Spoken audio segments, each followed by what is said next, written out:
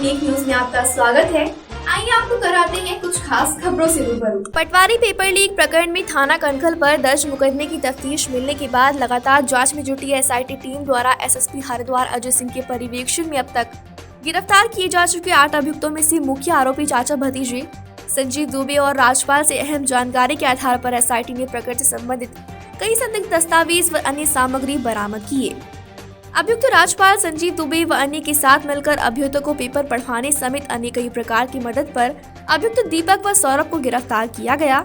अभियुक्तों द्वारा बिहारीगढ़ स्थित रिजॉर्ट में अभ्यर्थियों की निगरानी की गई व सॉल्व किए गए पेपरों को नष्ट किए जाने की पुष्टि की गई।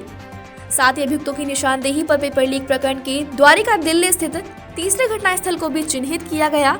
टीम द्वारा उक्त पेपर लीक हेतु प्रयुक्त अभियुक्त राजपाल के रिश्तेदार की बुलेरो और पेपर की फोटो लेने वाले मोबाइल संदिग्ध साक्ष्य भी बरामद द्वारा की जा रही है। उसमें पहले पूर्व में 8 लोग गिरफ्तार हो चुके थे, जिसमें 7 लोग पे गैंगस्टर एक्ट भी लग गया, जो कोतवाली से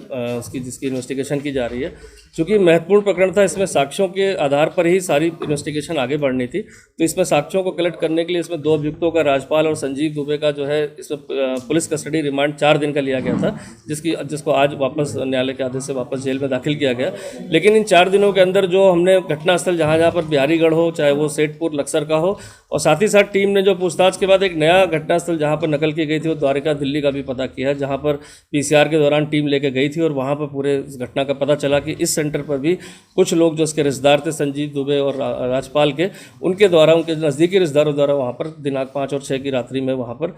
प्रश्न पत्रों को लीक करके पढ़ा गया था। चूँकि साक्ष्य मिल चुके हैं, उसमें हमने बहुत सारी सीसीटीवी फुटेज से उस वाहन का भी पता लगा लिया जो उस दिनांक में जब इस घटनास्थल पर पहुँच के नकल की गई थी, उस वाहन को भी बरामद कर लिया गया, बुलेरो, जो इन्हीं लोग के रिश्तेदारों की वाहन था। साथ ही साथ हमने जो बिहारीगढ़ के रिजॉर्ट और उसके आसपास की सीसीटीवी फुटेज और डीवीआर, उससे भी हमें काफ़ी सारी एविडेंस मिल गई है छात्रों की अन्य गतिविधियों की जो वहाँ पर संचालित हो रही थी। इसके साथ अभी जो टीम ने हमारी जानकारी करी है उसमें गोपनीय दस्तावेजों में बहुत सारे हिसाब किताब की चीज़ें भी पता चली हैं जो इन्वेस्टिगेशन का पार्ट है। तो ऐसा लगता है संभावित कि चूँकि परीक्षा होने के बाद समस्त पूरा पैसा अभियुक्तगणों को नहीं मिला था, कुछ उनको जो है परीक्षा के रिजल्ट के उपरांत भी मिलना था। तो एक ऐसा अंदाजा है, कुछ हिसाब किताब जो मिले हैं उससे अभियुक्तगणों से क्रॉस क्वेश्चन करके पूछताछ कर ली गई है। और एक जो प्रिंटर लेके जो उनके द्वारा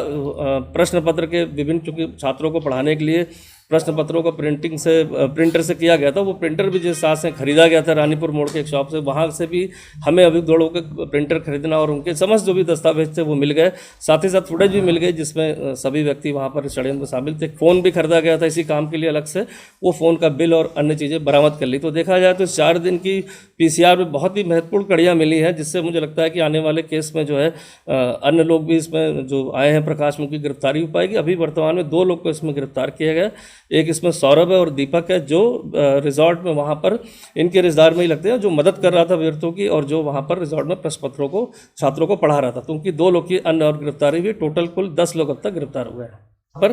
परीक्षा के बाद जाता है और बहुत सारे ऐसे में दस्तावेज भी जमा करा लिए जाते हैं, ऐसे मार्कशीट और चेकबुक हो जो गारंटी के तौर पर। तो वो समझ लीजिए हमारी टीम ने बहुत सारी चीज़ें एविडेंस में रिकवर करी हैं। और चूंकि अब मेन अभियुक्त जो उसका संजीव चतुर्वेदी है, उसका भी हमने पीसीआर न्यायालय में अप्लाई कर दिया है। तो लगता है कि उसके आने के बाद और चीज़ें भी स्पष्ट हो पाएंगी कि चेन आगे तक कहाँ पर है, और अन्य किसी और परीक्षा में भी कोई अगर साक्ष्य आते हैं तो उस पर भी हम इन्वेस्टिगेशन को पैरेलली लेकर चल रहे हैं कि उन साक्ष्यों को भी हम कलेक्ट करें और आगे कार्रवाई करें।